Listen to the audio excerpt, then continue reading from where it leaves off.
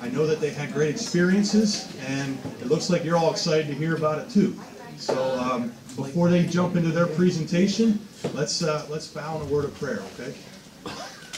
Most gracious Heavenly Father, thank you for an evening where the sun is shining and where your people are present together. Lord, it's good to be in the house of the Lord tonight. And Lord, it's with great joy, Lord, that we have young people who love you with their whole heart, Lord, and that they serve you and they want to share their experiences with the rest of us, Lord. And I pray that their excitement, their passion, and the things that you taught them will come through in their words. Lord, that you would catch our hearts on fire for the mission that you've called us to, Lord. We're all on mission, whether it's to stay here or to go someplace else. You've called us all to be your disciples, to declare your word to the nations, Lord. And what an exciting thing to have young women, Lord, who are bold enough to obey your call, but then also bold enough to share that with us. So, Lord, I pray that you calm them. Lord, give them the peace that passes understanding. Let their hearts and minds be rested on you. Lord, give them the words that they're going to say. And Lord, use them to give your message to us tonight, Lord. We give them to you and we place them in your hands, knowing there's no better place for them to be. We pray this in your name. Amen.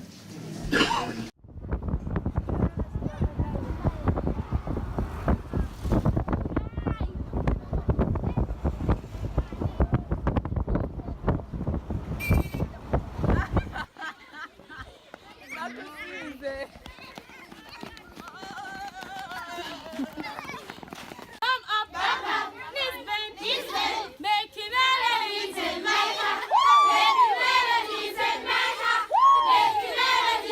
heart.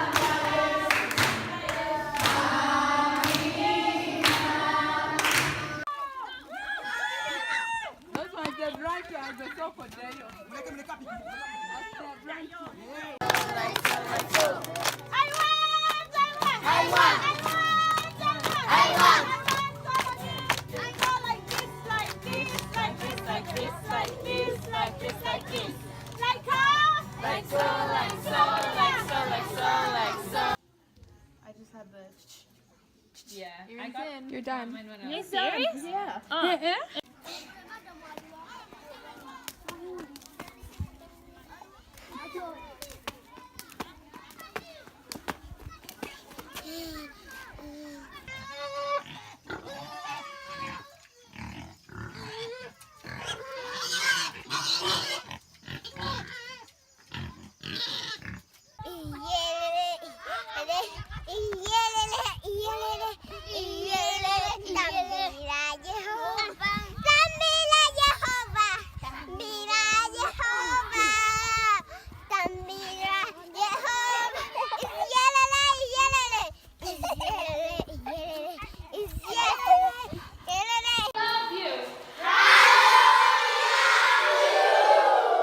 So I've gotten that kind of like opportunity to meet you or to meet all of you here. So I thank God that He brought like they all kind of one close to me. So from that I've learned.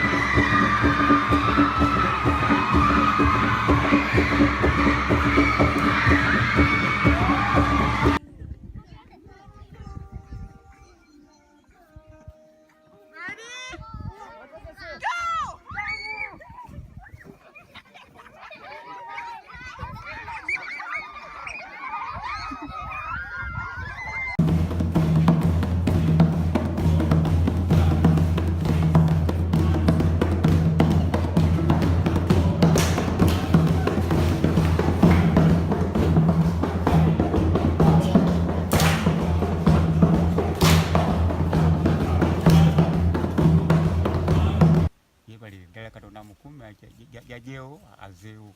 Kale. Amina. Thank you so much, Daniela.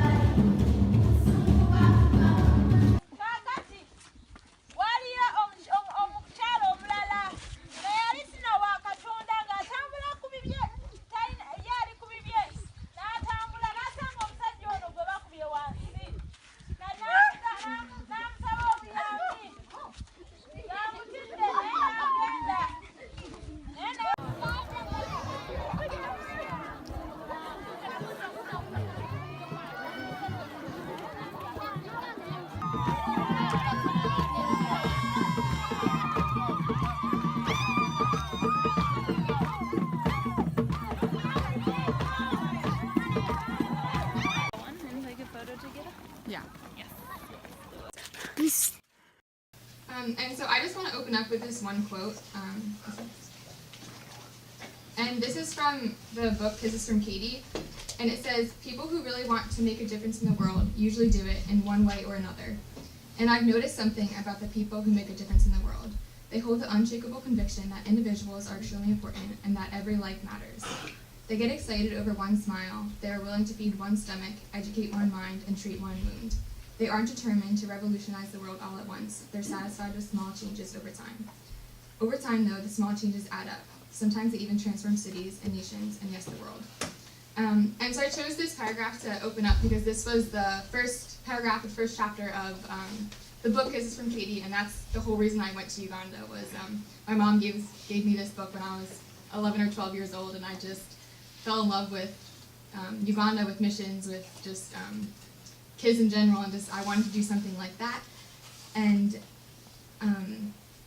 it just really it touched my heart as an 11 or 12-year-old, just like this quote specifically, and then the whole book, and just going out and doing something great for the world, but also just in the small moments, and but it also encompasses what I wanted, what Keely wanted, and probably what all of us wanted, is to just make a small difference in the world and to just do something to, not just to be remembered by, but to just not leave the world the same as it was when we came here. And I think that this is something that was ingrained in my heart and probably in almost all of our hearts, because that's something that God places in us specifically, is because so many times in the Bible there's verses that just call us to go, to make disciples, to reach out, to just go to the end of the earth, to go to all the nations, and that's a desire that we have in us, whether it's to go to our neighbor's house, to go to Uganda, to go to the Philippines, to Australia. It's just it's part of our nature as human beings to just want to go, to want to make a difference, to want to change the world, because God has called us to be different than the world, to make a change, to be the light in the darkness, and to just radically change the lives of those who we bring it to, because the gospel is, the gospel can't be preached and not change something. And so I took a hold of this as 11-year-old, and then I brought it here to Uganda because that's where God placed on my heart to go. And this quote specifically, even the whole book, and then just missions in general, and so many stories from different missionaries in the church, different books I've read, and just different friends, almost made a picture of what I wanted to do. And I wanted to, it touches on this, to feed children, to educate children, to treat children, to just go out what we consider like the missions field, to either we go into medical missions work, to go be nurses, or we go to evangelize, to be teachers in third world countries. And so I made this picture in my mind. I had an idea of what I was going to do when I went to Uganda. I was going to be a teacher. I was going to teach all these classrooms. I was going to change these kids' lives. I was going to teach them English. I was going to teach them math. I was going to evangelize to all these communities. I was going to walk into their little huts and tell them about Jesus, and they would accept him, and we would have a happy dance and everybody would be excited. I was going to help in the clinic that they had at Empowered Child where I was serving, and we were going to serve the community, give them tangible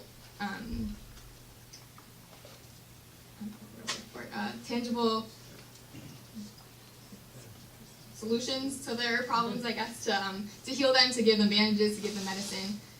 And that's not really what happened.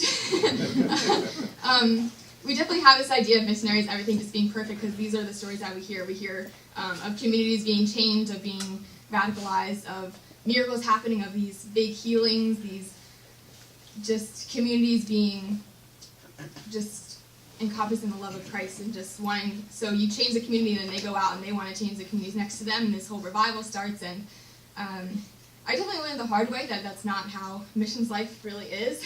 And so I just wanted to go into a little bit of what I did in Uganda, and just what daily life was there, and how, no, it might not have been these radical things, but there was just small moments here and there that just really brought Christ in, and now it's like, just prove that this is why I was here into Uganda. And so this is just a little bit of my day. We would usually start our days at 7 a.m. We would eat breakfast, which would be a piece of bread and some toast, and if you're lucky to get some peanut butter when we went to the city, then you had some peanut butter. I was lucky enough to get some peanut butter and have some ants going into it, and ants into the bread, so there was always situations there. But then, so we would start our day. After breakfast, we would do group devotions every morning, and so we would sing the songs, we would do praise and worship, we would, one of our team members would share a little bit of a devotion with us. And even that in itself was something that I got frustrated with a little bit, because we would sing the same, 3 songs every day over and over again, and that's something that I myself struggled with, and a lot of my team struggled with, was that we tended to, the people you're surrounded with, that's kind of, you have the same feelings and emotions as them, you go through the same ups and downs as a lot of them, because your vibes, I guess, rub off on each other. And so if one of us wasn't feeling the worship that day, or we're like, oh my gosh, we just sung this song for 3 days in a row, even though that's supposed to be a way that we should have started our day with a lot of joy and a lot of excitement for the day, that's something that almost hindered us, because we would just not get excited over it, or we wouldn't put all of our effort into what we were sharing in the devotion and be like, yeah, so this is what God told me, so bye, that's it kind of thing.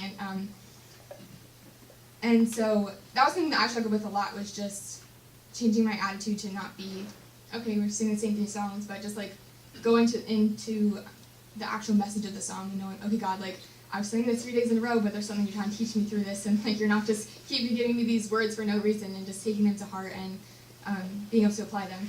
And then after devotions, we would do a different program from 9 to 12 in the morning-ish, and so a lot of my mornings were spent in the classrooms. This was the primary 3 classroom, which is that second grade, third grade classroom, and this was just one of the nursery classrooms, and this is where I found my most joy. I loved being in the classroom, and this was, if I had a day where I wasn't in the classroom, that was probably not going to be the best day, but if I ever started my mornings in the classroom, it was going to be good. And I did a lot of grading in the classrooms. I would do their work and just help out the teachers there. And this is another way we could have spent our mornings, was doing manual labor in the communities. And so these are 2 different mud huts we built. These are different kitchens that we would put in people's backyards. And so we have to mix the mud with water and dirt and just kind of pack it on there. And another manual labor we could have done was working in the fields, because there's a lot of, they're called jajas, they're the elderly people in the community. And to make a living in the Ugandan village we're in, it's a lot of just farming and growing your food, and because there's not really much other job opportunities you can do. And so a lot of these elderly people, they struggle so much because they don't have the physical capabilities to keep up with their farming and their gardens, and being able to transport their goods, their food, to different local markets to sell. And so we would go and we would do their farming for them. We would hoe their grounds, we would plant their maize and things. Yeah, that's another way we'd spend our mornings. And we could do this in the morning or in the afternoon. We did a lot of home visits. And so this is where I thought that I would see the most radical change, and you'd go in and you'd preach the gospel, and the people would be like, oh my gosh, that's what I want. They'd start coming out to church, they would show all this interest, they want to come to our Bible studies, and that never really happened. And so we did really make good community, but this organization I was with has been in this village for so long that everybody within walking distance, they've already received the gospel, and so it's not as much of giving them, it's not their first time hearing the gospel or hearing these verses, hearing these messages. It's just actually getting them to understand it and want to apply it to their own lives, and it's just taking them deeper. And I didn't really realize that at first. It's why don't they want to know Jesus? And they're because a lot of them claim to know Jesus but don't really know exactly how to do that. And a lot of them don't have Bibles, which makes it even harder, and then a lot of them don't speak my language, which makes it even harder. And so you go in and you're like, oh look, I have this great message I want to share, I have these scriptures, but then it takes 5 minutes to even introduce yourself to them, going through a translator, and then the verses get all mixed up, and you're just like, I don't know what I'm trying to say anymore. And so we did see some of the community, we go to the same places a few days a week, or every week for a few days or whatever. And so they would start coming to church, and we'd see them they become familiar, and that was such an uplifting thing. And that's something I had to realize too, was it's not almost like a pride thing. I want to see God working in them, I want to see them radicalized and changed, but it's not going to be immediate revival. It's the small things getting connected with them, becoming familiar with them, becoming their friend, and then seeing them come out to different things. And so these were just some of the jajas, as I said, like the grandmothers in the community that we got to meet with. And then almost every afternoon we would do a children's program, and so we would go to different communities within the village, and you'd walk into the village and all the kids would just run up to you, so it wasn't really hard to get a group of kids together. And we would do just different games with them. We would start singing praise and worship with them, and that was a really cool thing. We'd start a new song, and then no one wouldn't have any idea what we're saying, and it's in English, and they don't speak English, and so they just kind of stare there looking at you. But by the end of my trip, you could see these kids like actually knowing the lyrics and singing along with you, like dancing to the motions. And I was like, oh, they're learning something. They're listening. And so this is one of the groups we were with in one of the villages. We would do skits with them, or like kind of like object lessons, which sometimes worked out, sometimes didn't. There was one time we tried to do the lesson of like building your house on solid ground instead of sand, and so we tried to build. We put like a stack of rocks on a pile of sand and a stack of rocks on the brick, and then we poured a bunch of water on them. But somehow the house that was on sand stood, and the house that was on brick fell. So definitely had to go with the flow and change the lesson a little bit and throw things in so they could still learn something. But learning experiences everywhere. So yeah, and they loved getting stickers and just fun things like that. And this is another good part of the trip with bugs. So throughout the programs, you'd be sitting in people's houses, you'd have like wasps flying on you, you'd have different flies, and flies everywhere. And then I said earlier, like ants in your peanut butter. There was, they called them white ants, but they were a lot bigger than ants, so I don't know where they got their name from. And every time it rained, they would fill every floor everywhere. And so this is just the bathroom the morning after it rained with all of the white ants in there. We had tarantulas in our rooms, we had whatever this is being thrown at us from kids who thought it was funny to traumatize the white people in the village. It worked! They're right. Yeah, you can go back one side. It's fine. And so these are just different parts of my life in Uganda and different things that we did, which you guys were such a big part of my trip in prayer and in support, and it's just talking to some people here and there, it's like, oh, how's your trip? And you can just say only so much words, and so I just wanted to share what daily life was like and what I actually did in Uganda. But a lot of these things that we did, the children's programs, teaching in the schools, we had medical, like people coming in, we had evangelism, a lot of them is what I expected to be my favorite part of the trip, is what I expected to see results coming out of, as I said before, and what is like, almost like that's where I expected to find God, was going to these evangelism things and seeing people come to God, was going to the children's programs, and I expected them all, like, we'd do a great message, and the kids would, like, I don't know, fall on their hands and knees and start, like, worshiping Jesus with all their hearts, and I had that expectation so much that I found myself a lot discouraged that wasn't happening, and it wasn't until, like, the middle of my trip that I actually brought the book Kisses from Katie with me, and I went back and I started reading it, and this first paragraph just hit me again. It was like, people who want to make a difference in the world usually do it in one way or another, but I've noticed something about people who make a difference in the world. They hold the unshakable conviction that individuals are extremely important and that every life matters. And then it says they get excited over one smile, they're willing to feed one stomach, educate one mind, and treat one wound. They aren't determined to revolutionize the world all at once. They're satisfied with small changes, and that's what changes the world. And so that just hit me again. It was like, look, you know, like, this is a quote that made you go to Uganda, and yet you kind of twisted it in your understanding of why you went to Uganda. It's not to revolutionize the world. It's not to have huge revivals in the communities. It's to find that one person, that one stomach, that one mind, and like that's the reason you're there.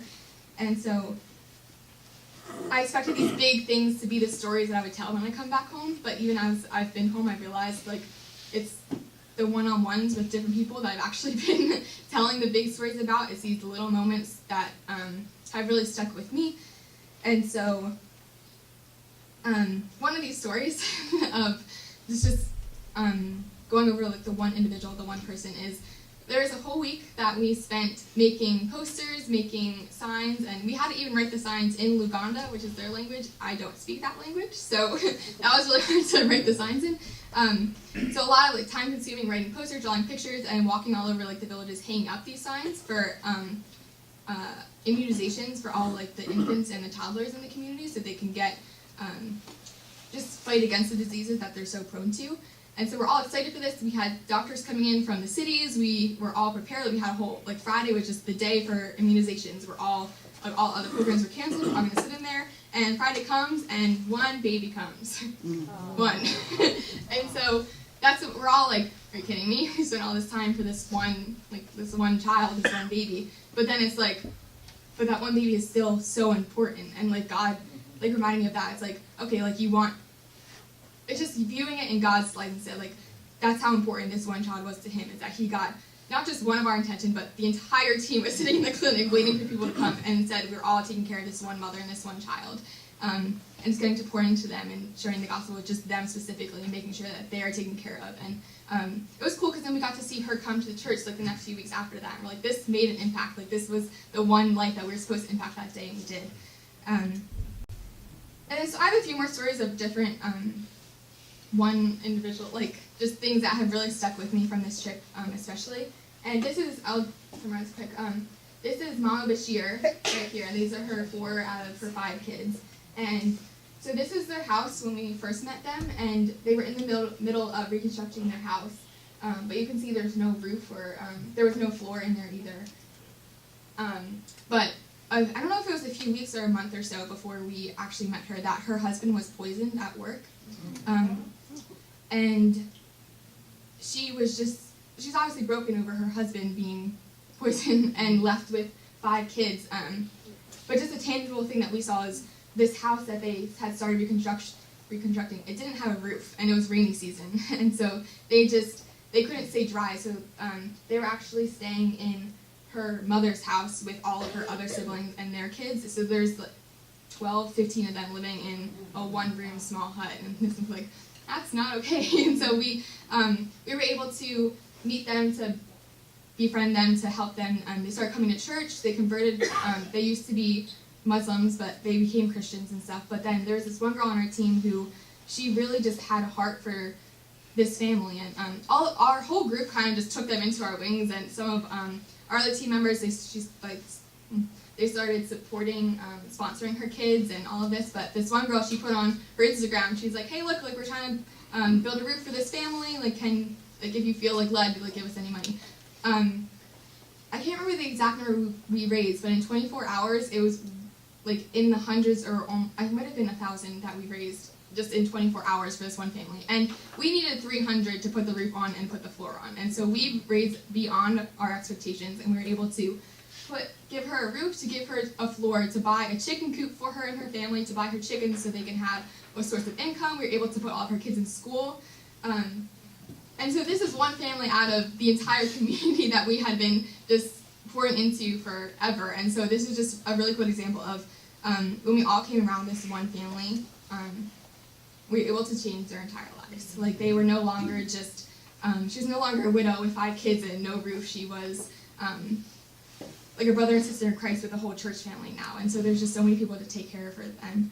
And then another quick story. Her name is Robina, and she is one of the teenagers in the community, and she has epilepsy. And so she was never able to attend school because she would just have these seizures in class, and her teachers didn't know what to do with it. And so she was just like confined to her house. She couldn't walk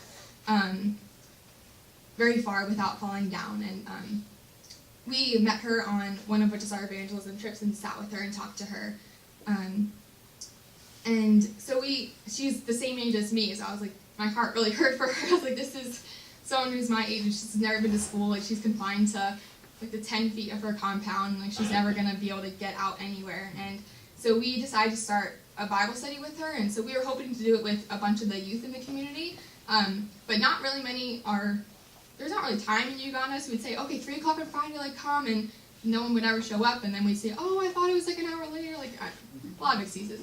But so we were able to just pour into her, especially, and then her family was all there around, so they all heard, and then in the end of it, she was able to be baptized, and she was able to walk home from her baptism, which was like a 25-minute walk. And her whole family was baptized that day too, and some other youth in the community, and then just another fun, like, the baptism pool turned into whole playground for kids for like 4 hours that day. Yeah, just another impact of we poured into this one life, and it transformed her life, but it also translated her family, and that's going to translate into the community too. And then this is Rima, and so some of you may have heard a little bit of her story from Facebook or things like that. She was one of the girls that during the children's program, she was one of the kids who didn't run up to us when we all came into the community, which is just bizarre because you see a white person and all the kids just run to you. They want to touch your skin, they want to play with your hair, and she just kind of stood off to the side and was just very sad. Like, I don't know how else to describe her, just not a kid. And so I had like picked her up to try to bring her into the group with us, like, oh, like, come sing with us. And my heart just sunk when I picked her up because I could feel all of her bones in my arms, and she weighed nothing. And so this, I didn't even know this, but one of my team members took this picture of me and Rema the first day I met her. And then we just walked back home, and I just couldn't get her off of my mind. I was like, this little girl should not, there's something wrong with this. Like, this is not okay. And like, you always hear about like starving children in Africa, like it's such a cliche almost that that's the reality there. But then it becoming somebody that you're actually holding, and like it just breaks your heart. And so, long story short, a few months go by, and I was like, okay. I said to one of the staff members there, I was like, I need to go find this girl. Like, I can't get her off of her mind. Like, she needs our help. And so we go and we find her, and we're able to bring her to the hospital and to give her some treatment, and we found out at 3 years old she weighs just 15 pounds. And so she was admitted into the hospital for severe malnutrition and pneumonia, and so we were able to bring her, and because the hospital is like 2 hours away from the city, and so her and her father were staying there for 2 weeks, because that was the minimum stay at the hospital is 2 weeks for malnutrition. But with prayer, and I'm sure some of you might have been praying, and I was praying, and God just had this desire for this little girl to be healed, because He put her there in that program for a reason. He let me pick her up for a reason, because in a little bit of like a week and 4 days or something, she was released from the hospital because they're like, she doesn't need to stay here anymore. And so either it's the government like law is that they have to stay for 2 weeks in the hospital for malnutrition, and she was released a month and 4 days. And so by the time I left, she weighed 22 pounds, and that was within a month she gained all that weight. But what really impacted me was not her weight, was not it was like her demeanor. And so when we first met, she, like as I said, she was just standing off to the side, just like sad, and she had no expression. Like, you would try to talk to her, you would try to play games with her, we would hold her, hug her, like tickle her, nothing. And so that just breaks your heart, especially not even just this kid who's like skin and bones, but just there's no like life in her, like in her eyes at all. And so even like the trips back and forth to the hospital, like you can see her starting to improve, where she became like alert. She would like look at you when you say something, but I never heard a word out of her. I never heard a laugh. I never saw a smile or anything. But then the last day I was there, her and her dad came to say like goodbye, like before I left for the hospital, and she's still the same. Like, she gained so much weight, and she would like look around, like she would kind of like walk around a little bit, but it would just seem like she was just super unhappy. And then I went to go shower because I was going to go on an airplane for 24 hours, and I walked back into my room, and my roommates are just sitting there with their jaw like dropped, just staring, and I was like, what? Like, what's wrong? What did I do? Like, what's happening? And then they look at my look, and there's Rema. We have like our mattresses on the floor, and she's rolling around, laughing and smiling. And it was one of the videos in the video of her she was the one rolling on the mattress, and like you heard her little giggle, and my roommate started making fun of me because I was sitting there just crying, and like, Maggie, like, what are you doing? Like, you're shaking. And that was the biggest impact of this whole trip of my life, but especially just this point that this is the one life that God wanted me to this is the one life that God wanted me to touch in Uganda. And so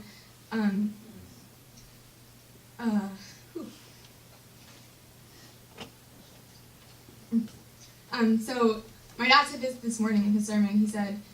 he was talking about like if you see somebody in need, like that's the like he keeps saying like, oh, like somebody needs to help them, like you're probably the one who's supposed to help them. But then he goes, loving everybody in general becomes an excuse for loving no one in particular.